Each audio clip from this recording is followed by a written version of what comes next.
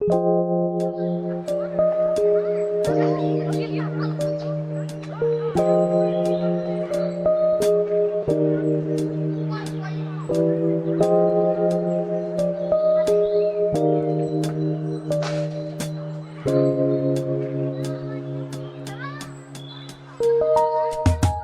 们今天要启程去另外一个地方啊，我们要去西安，是那个有兵马俑那个地方。行程安排的有点紧凑啊，就是昨天才刚从苏州回来，睡了个3个小时，要再去西安。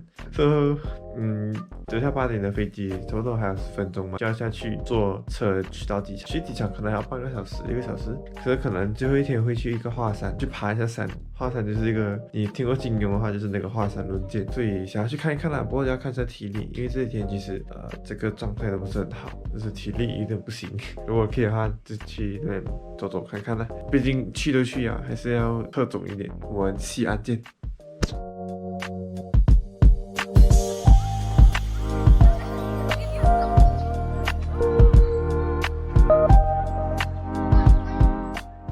现在刚到就是钟楼这边，靠近我们的住宿，先去吃一个午饭，还没有什么吃的东西。他飞机上就给我们面包跟白粥吧，所以有点不够吃啊。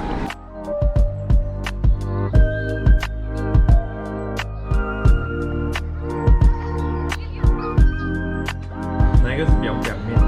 不知道。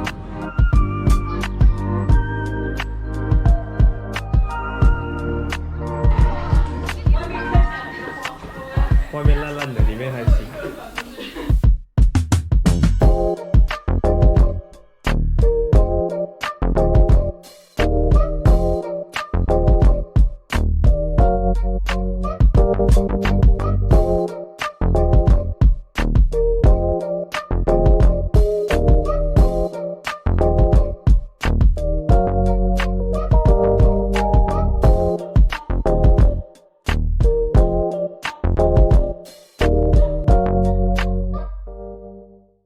逛完了整个钟楼，钟楼就是前古代的时候，因为这里是六朝古都，就是大家在那边过生活的日子。然后以前呢，就是你敲一个钟，大家都知道是几点这样子，在那个时候是蛮有用的一个东西啊。但现在哦，就已经没有人在用钟这种东西啊，都是用 iPhone 的嘛，所以没有人用那个钟，没有人在用啊。是这样啊。是，我是读大学的，开玩笑，我也上经管机嘞。对，开玩笑，才大学子啊，中国第一财经学校啊。OK， 回来。总之就是没有人在用那个古钟啊，现在他们就把它变成一个景点，然后来赚我们中学生的钱。跟你讲，这边真的是比马来西亚还热，天气哦35度，也一直在出油，热死了。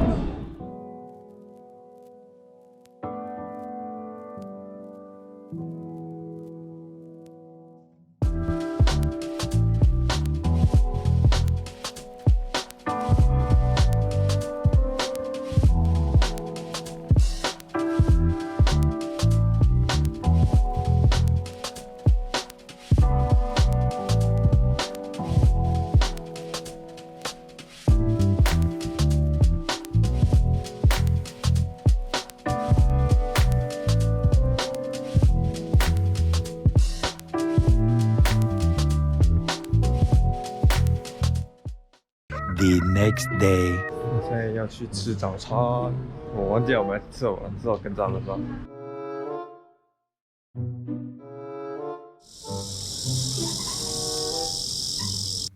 其实西安是一个比较多穆斯林的地方，但是他们的穆斯林跟我们马来西亚的穆斯林其实有一点点差别，就是说他们吃的东西跟马来西亚的穆斯林吃的比较不一样。他们吃的东西呢比较多，像是牛肉啊、羊肉啊这些东西，反正是没有猪肉啦。但是他们就是很多这种用牛肉做成的食物，所以在西安呢，其实可以知道很多那些很 local 的一些你在其他地方吃不到的东西，比如说这些牛肉蒸饺啊，或者是牛肉饼啊，这些东西其实都蛮好吃的，就是很有中国的那种 spice 的那种味道哦。还有 biang biang 面，超好吃的。我们基本上在西安的这几天都是吃这些东西而已。这叫莲湖区，是很 typical 的旅游区，多那种安迪安哥在那边讲，你要不要坐车？你要不要坐车？刚才有一个人就很搞笑，他说你们打了车没事的，可以起下坐，这个多好。我就算不打车，走路都不要坐你的车，因为他们就是那种可能还载了你哦，不跟你讲价钱，然后去到那边他就躺你一样，所以他就是这种像三轮车、嘟嘟车这样子。康熙是什么时候？康熙是清代的时候开始做的，然后现在300多年。我们现在呢来到了广仁寺，就是一个很古老的寺庙，300多年。然后就来感受一下。你是佛教还是基督教？我没有宗教。你没有宗教啊？睡觉啊？我是佛教啊。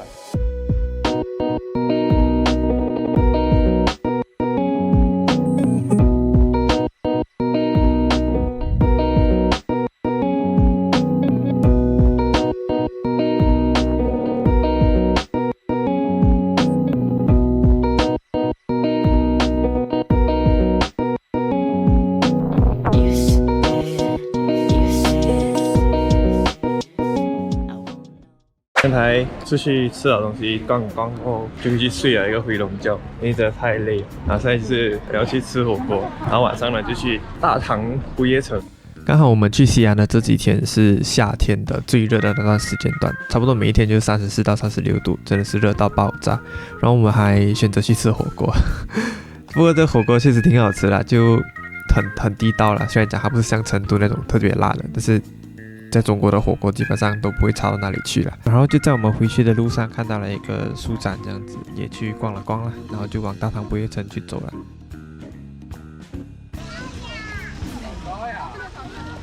这里就是大唐不夜城，是人还是挺多的。现在今天是周一上班天，然后也过了假期，人还是很多。你可以想象，如果是旺季的话，这边根本就是水泄不通。这就是这里的一个人口的魅力。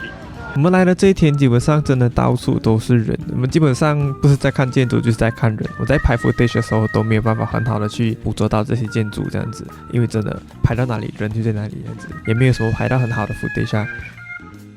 然后呢 ，the next day 我们就准备要去看这个兵马俑了，就是要坐车去到那个20-30公里以外的地方才能够去到那个 area。Where we going？就是我们现在要坐直通车去兵马俑，就从小到大的在课本里面看兵马俑，现在就是要去看一下真正的兵马俑。等一下，这个部分呢，就是导演在车上的时候跟我们讲解整个兵马俑，还有在那边参观的时候要注意的一些事项。它可能会有一点闷，但是我自己觉得蛮有趣的，所以如果你们要看的话，你们可以看；不要看的话，可以直接 skip 到下一个部分啦。兵马俑就是优惠政策统一告知16岁以下的小朋友，博物馆的门票是免费，军官的是免费，残疾是免费，65岁的老人，博物馆的门票是免费。历史学家发现，不是考古专家出土，那是当地的4个老农民抗旱大庆一决头挖出来的。老农民挖出来兵马俑以后，当地的国家要开发景区，你开发这么大的景区需要土地，所以国家就把当地人地给回收走。回收走以后，农民们以后连地都没有了，怎么来生活？下到大巴车底下，前门后门过来10多个老头老太太，手里边拿着兵马那个纪念币、兵马的复制品，拿着我们的矿泉水、太阳伞、太阳网，各式的东西给你都收。10块8块钱的东西，你想买你随便。但是我们各位记好，你要买出来的时候再来买。博物馆进去参观很辛苦，2个半到3个小时。那我们各位这些老头老太太，无非是10块钱8块钱不可怕。可怕就可怕在博物馆周边有一批博物馆都把它评选为当地的土霸王，就是这些出租车。你听起来8公里，他说好5块钱把你拉到花景池，但是拉着拉着，最后除了你想去的地方到不了，你不想去的地方周边把你满世界的拉着跑。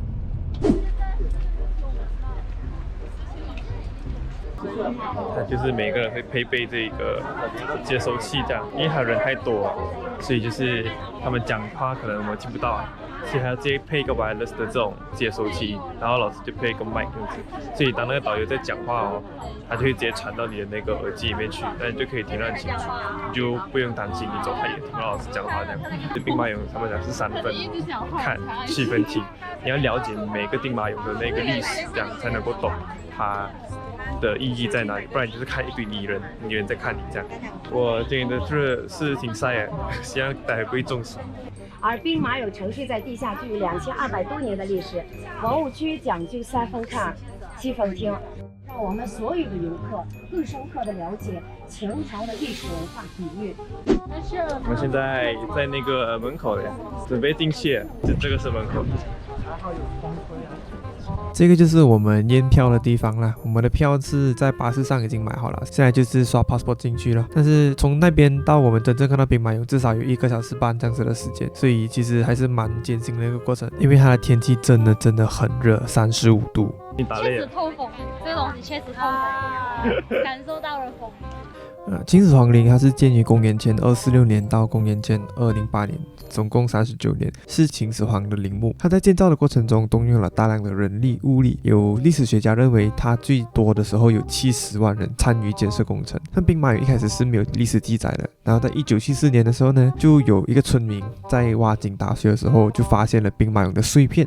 如果没有记错的话，这些就是还在修复当中的兵马俑，也是他们平时工作的场所的一个展示啦。里边泡的是天下第一神泉的温泉水，硫磺温泉水啊。硫磺是干什么的？大家都知道，消炎杀菌的。他们泡了这个硫磺温泉之后，立刻披上这一顶铠甲，35公斤重的铠甲，吸热快，散热快。这些兵马俑呢，一开始本来是有颜色的，但是在考古学家去挖的时候呢，它受空气氧化影响，这些颜色在几分钟之内就会剥落消失，只会剩下就是平时你们看到的那种陶土色，所以就导致他们没有很敢挖，因为你一挖出来，你几分钟内它就会变样这样子。它挖出来的时候，其实不是你一挖出来就有那个兵马俑整个的样子，它是挖出来的时候是碎片的。他们考古学家就需要一片一片的把它拼凑起来，变成你现在看到的这种一个人的兵马俑，所以它是非常耗时耗力的一件事情。然后后来兵马俑也被中国坊间称为世界的第8大奇迹啦，虽然是 unofficial， 但它还是很壮观。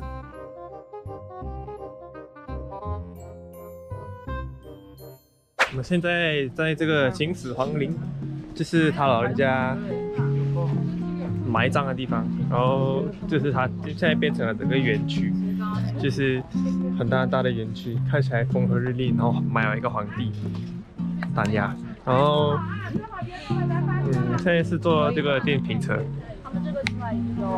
重，哇，它开超快啊！所以就这样，我们会不会上不完啊？上得完了。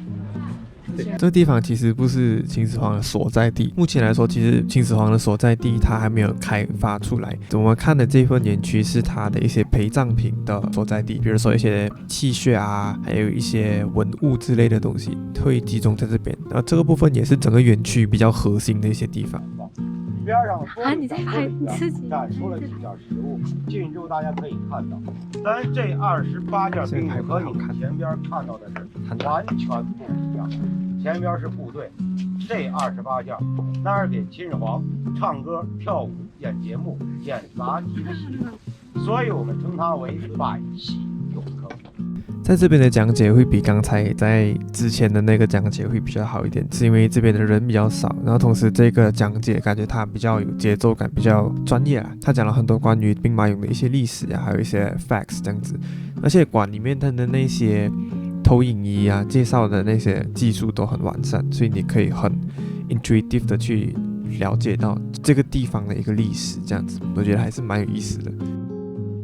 然后到这个时候也没有这么热了，所以整个旅游体验还是相对刚才会好一些吧。The next day， 然后行程的最后一天，这是我们的第4天，我们就来到了华山，那个华山论剑那个华山。因为华山就有一点像 Mount Kinabalu 这样子，它是需要你去爬的，当然它没有 Mount Kinabalu 那么辛苦，但是你还是需要爬。等一下，你下来车吧。我们3号的全部下来。问你们在后头。干嘛啊？这算是我行程中被困扰的蛮多的一个点，就是人真的有一点没有素质啊。所以我看小红书上面是建议我们把这个华山安排在行程的最后一天，然后我认为我没有后悔这个决定啊。它真的是非常非常很耗脚的一个东西，我的小伙伴他其实有点顶不顺啊，but then 我们还是坚持爬完了整个山了。然后它整个风景跟像我之前爬过的 Mount Kinabalu 其实是很不一样的，就是说它有更多的这些现代化的设备去支撑这整个园区的一个运作，这样子你可以看到有 cable car， 你可以看到有卖东西的，你可以看到这些大大小小的一些小设备，让你整个参观的体验能够更加的便利跟舒服一点。我觉得这一次华山做的蛮好的地方，再加上它的 IP 也是很够力一下，就是说它是金庸小说里面的华山论剑的一个山，很著名的一个山，所以大家都会慕名而来这样子。我觉得这是它蛮成功的部分，也是很吸引我的来的一个部分啊。本来是不打算来，因为太累啊，但是还是主打一个来都来了啦，还是上来看了一下。但是我可以跟你讲，我真的不后悔。我们上山这一天刚好是他们的高峰期的后2天，前2天是端午节放假，所以他们端午节放假其实人都会非常非常的多。我们赶在了放假之后，不过人还是非常非常的多，所以我不知道他们到底什么时候才会没有人呢。然后山上其实有很多卖一些食物饮料的地方，但是它价钱都比陆地上至少贵一个2-3倍，因为没有办法，山上就是物资稀缺，都是要人带上去的，所以肯定会比较贵一些啦。在这边哦，你基本上你随便拍都很出片，就是它整个路都很好看的，那种石头做的台阶真的很好看，而且它整个色调就很 warm 这样子。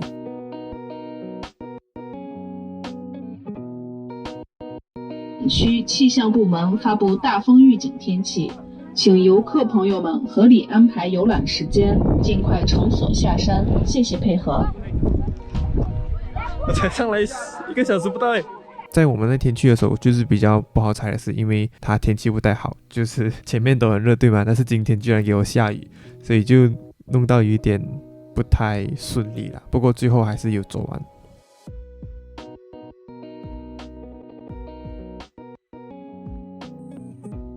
其实华山算是他们这边的一个比较著名的一个景点了，然后你可以看到大的是冲着这个华山论剑的名号这个 IP 去的。不过除了那个，它本身的山都还是很多好看的一些风景啊，当然还有很多很有趣的登山客。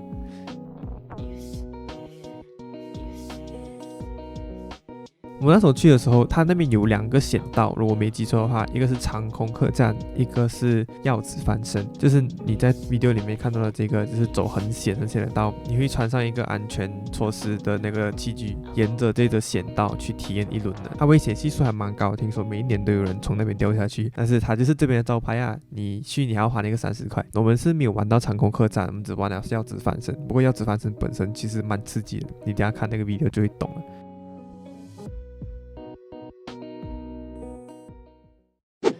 这个 Holy shit, bro! It's scary. How do you do this? Just take one of these out, just get the other side, then get another one. Do this. 这个掉下去能留个全尸吗？我本来是要戴手套的，只是我到最后觉得应该没有什么必要，就没有买。但确实到最后确实是没有什么必要，因为我们平时做健身那个 grip 是有练到，所以不需要手套来增加我们手的摩擦力。哪用我管呢？每步直下就行，都有脚窝的。你瞅瞅，他回去给你录个，你没义气的。上脚一个脚窝，有脚窝就往下走，别停那不动。美女换你挂钩了，上面了。Is the end? Is it the ending? I don't fucking know. 你这个，哎，这儿，我感觉他自己跟下边，点儿呢？完了踩下靠。不是，你这右手边有一个，右脚有一个坑，对对对，就这儿。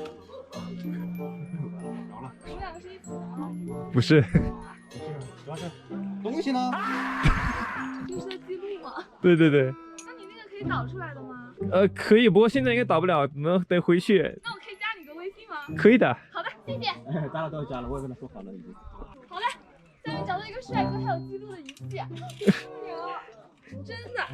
其实我也忘记了，我就磕一下。哎呀，感觉像是考期末考试一样。期末没这个难，期末考试没这个难。跪着。啊，第2位已经下来了，上面还有2位。不急，慢慢来，好的，别受伤。我们是一个批次一个批次真的下去的，因为如果太多人下去的话会很拥挤嘛，所以就是大家都是一批一批人子下去，然后一批一批人子上来。我们就是等着其他批上去的时候就没有事做，所以就在这边逗留了一下，然后再去 explore 其他的地方这样子。影片里面的那个小姐姐，其实她在我们上去之后有跟我加到微信，她明明是有扫到我的，但是我没有收到她的 friend request。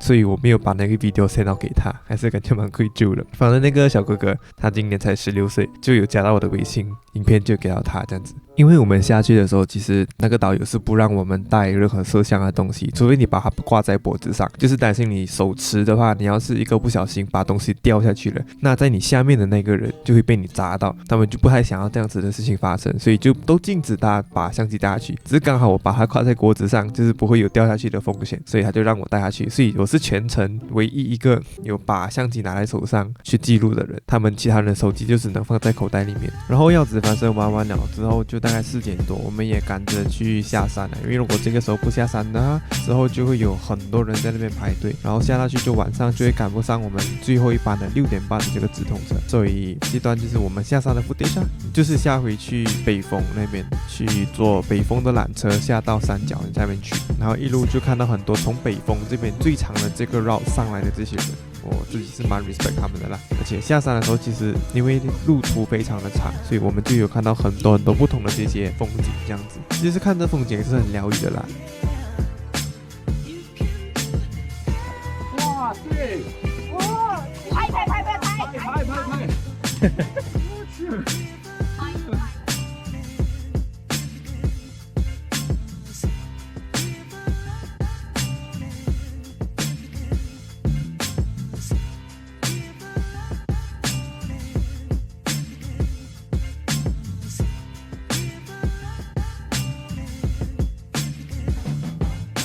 然后这个 cable car 对于一些可能恐高的人，他就不太敢往下看。不过我自己觉得，反正它是蛮安全的吧，我觉得，所以我就很 enjoy 那个 view 啦。反正它不会掉下去。如果你有恐高的话，你可以选择性 skip 掉这个 part。The trip end， 然后我们下次再见。我讲不出话，拜拜，拜拜。